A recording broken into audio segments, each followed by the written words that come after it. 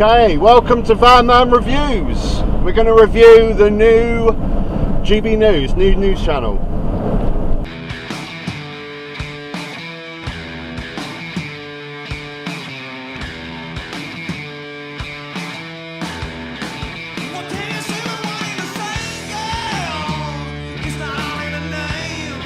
Greetings! Look at this glorious English summer's day on the South Downs here, lovely. New news channel launched 2 days ago, GB News. Is it any good? Well, let's look into it. So I watched a couple of segments on YouTube. Obviously I'm not watching it on TV, I don't pay my TV licence, don't be stupid, I don't do anything like that. So yeah, I checked out a couple of segments on YouTube, and you know what, I was actually shocked. I was pleasantly surprised. The first one I watched, I thought, oh well, maybe all this talk about it being the UK's version of Fox News is all a load of rubbish, because the first segment that I stumble across is Alan Sugar talking about how, oh I'm sorry, I've got to announce there's cows in the field. I did make it quite clear in the other video that it's English law that when there's cows in the field you have to announce to the rest of the car that there's cows. I'm on my own, but you're with me in spirit. But yeah, the first segment is Alan Sugar talking about how COVID has been masking the true effects of Brexit and how his businesses are suffering. I thought, fantastic, this is great, this is what we've been crying out for. Pandemic, because this actually has put us on our knees, not just us but everyone else. And it's funny that we've kind of like the Brexit thing has seemed to have paled into insignificance in the background, because if it wasn't for the pandemic, I'm telling you, you would see real problems for the UK with the implications of us leaving the European Union. And I can tell you that some of my businesses are suffering, in fact have given up trying to supply goods to the continent. Finally, this is what I've been crying out for, and a mainstream news outlet to start talking about the issues of Brexit. This is what the BBC haven't been doing over the past few years. This is fantastic, this is great, but unfortunately my aspirations come crashing down as soon as the presenter wants to start getting back into the conversation. In fact, have given up trying to supply goods to the continent because of complications of double duties and things like that. It's a total, absolute mess. But I think it's, as I say, it's powered into insignificance. So, and when it comes to the pandemic, I think we've got a rocky road ahead in the next 5 years. Well, yeah, and when it comes to the pandemic, you've obviously spent time in. Could this guy be any more obvious? Quickly, dive in, dive out the topic, Alan, we're not supposed to talk about Brexit as a negative. We like Brexit round here. Oh, okay.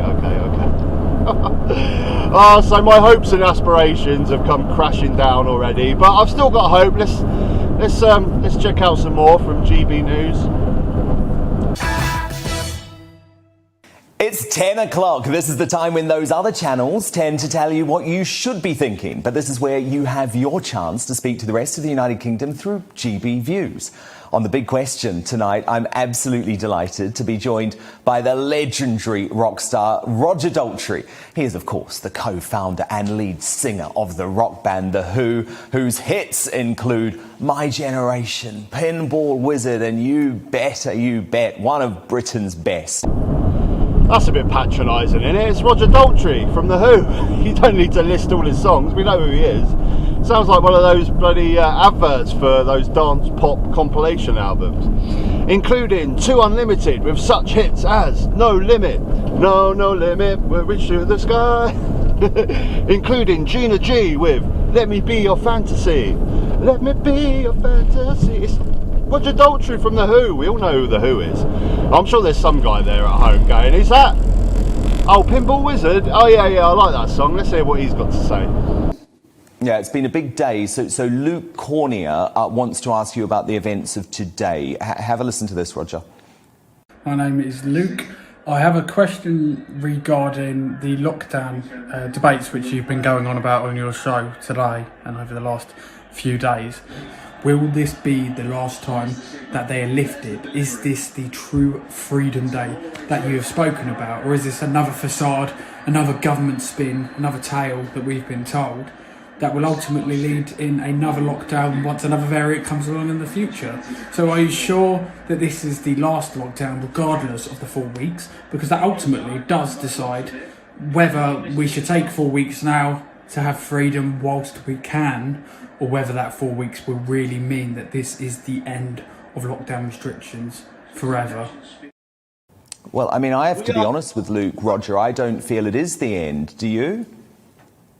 Well, it's not the end of the virus. You know, we're not going to eradicate this virus. It'll be with us for ages, but we've learnt to deal with it. Now, I get it. People are concerned. We've just had our recent lockdown laws extended, although they're not really that harsh at the moment. You know, people are concerned. They don't know when this is going to end. But is superstar, rock star Roger Daltrey the man to be asking these top questions? I don't know whether it is. Maybe get some scientists on or something. I'm not sure. Roger, he's a great man. The Who are fantastic, but I don't think Roger Daltrey is the man we need to ask these questions to. Yeah. And it's fascinating that actually that you point that out, because the World Health Organization has now suggested that a lot of these COVID deaths should actually be reclassified, because of course, you know, my great auntie Celia, absolutely loved her. You know, she's down as one of those COVID deaths, but actually, you know, she died of dementia. That's the reality. So we potentially have to look at that classification. There are other issues that people haven't considered.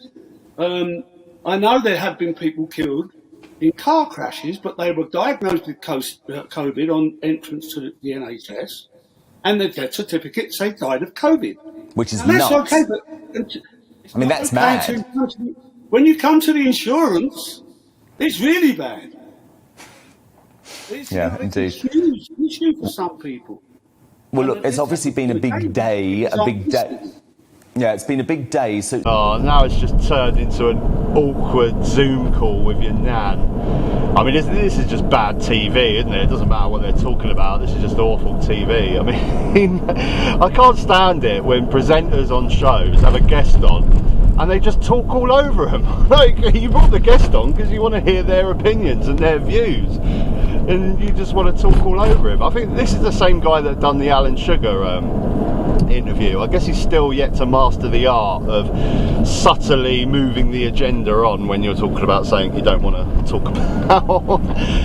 But anyway, I mean, it looks like my fears have come to fruition on this new news channel. I'm being completely honest. I wanted to watch this with open eyes and give an honest opinion, and a tiny little bit of me had some sort of hope and prayer that maybe we might have some sort of new neutral news channel, because that's what we really want. I mean, it's what I want anyway. I don't want really far left Channel 4 news. I don't want really far right talk radio. I'm desperate for just something that just shows the news.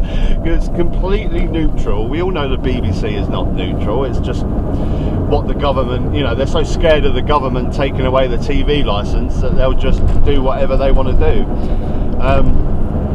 But yeah, I was really hoping that maybe there might be something in there, but no, of course not. It's just another talk radio that's just going to prey on people's angers and anxieties, and we need that right now, like we need a kick up the arse. I don't know. Give me your thoughts, guys. Have you watched any GB News? Did you know from the start that it was going to be a load of rubbish? Let me know in the comments. Till next time.